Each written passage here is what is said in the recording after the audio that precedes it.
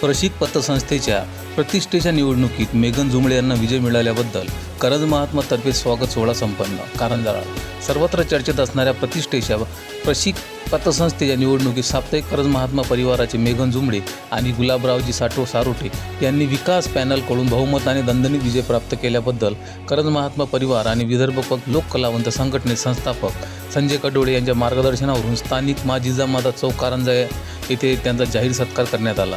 या प्रसंगी कार्यक्रमाला प्रमुख उपस्थित अखिल भारतीय नाट्य परिषद मुंबईचे नंदकिशोर कवाडकर, शिवसेना शिंदे गटाचे नेता अँड संदेश जिंतूरकर, माजी नगरसेवक प्रसन्नभाऊ पळसकर, श्री भिला माता संस्थानचे अध्यक्ष देवमन मोरे, जिजामाता मित्रमंडळाचे चंदूभाऊ खोना, धीरज जुमळे ज्येष्ठ विचारवंत तथा करज महात्वाचे परिवाराचे संजय कडोळे उपस्थित होते. त्यावेळी सर्वप्रथम फटाक्याची आतिषबाजी करून छत्रपती शिवाजी महाराज, जिजाऊ आऊसाहेब, महामानव डॉक्टर बाबासाहेब आंबेडकर यांचा जय जयकार करून प्रशिक पतसंस्थेच्या नवनिर्वाचित संचालकाचे शाही स्वागत करण्यात आले.